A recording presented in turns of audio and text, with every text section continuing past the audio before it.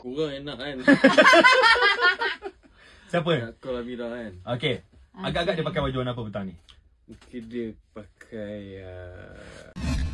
Jangan lupa untuk like, subscribe dan tekan loceng. Terima kasih. Dia pakai baju warna apa petang ni?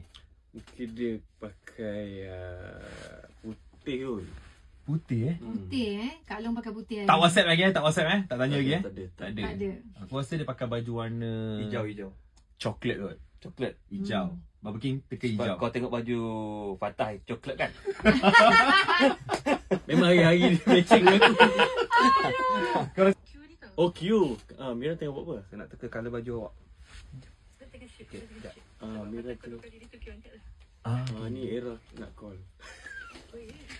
Dia tengah shoot. Okey. Tak apa. Mira tengah shoot. Mira tengah shoot pakai baju warna. Mira tengah shoot dia pakai baju apa Q? Dia pakai baju orange. Orange. Okey. Tapi kita salah teka. hijau tu kalau campur-campur colour boleh jadi orange. Hijau campur apa jadi warna? Macam merah.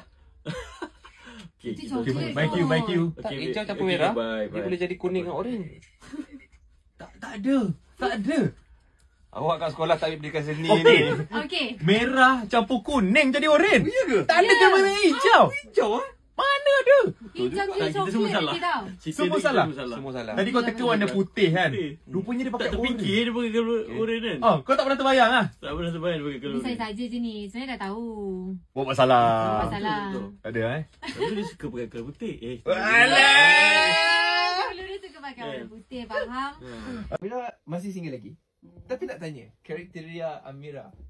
Kriteria seorang lelaki macam mana Amira nak?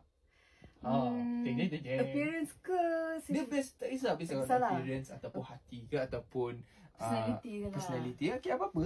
Okey, kalau personality saya mengharapkan seorang yang bertanggungjawab lah. Bertanggungjawab. Dan dia kena sabar. Tu yang pertama. Bertanggungjawab, sabar dan itulah. Yang kedua? Dua dulu lah. Dua dulu. Okey. Tiga lah, at least lagi satu lah. Ya, Amira terfikir dekat dalam apa ni minda Amira. Dia sayang. boleh educate saya dunia akhirat lah.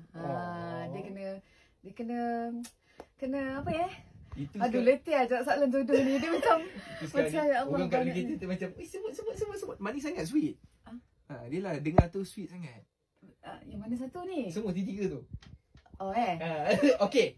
Tapi kalaulah seorang artis di Malaysia yang masih single, siapa kriteria lelaki selebriti mana yang Amira nak? Hei, cuma jangan mencetus. Contoh satu je. Yang Kita bukan single, admit. siapa ya? Afgan. Afgan. Orang cakap Malaysia. Oh, Malaysia. Jauh sangat tu.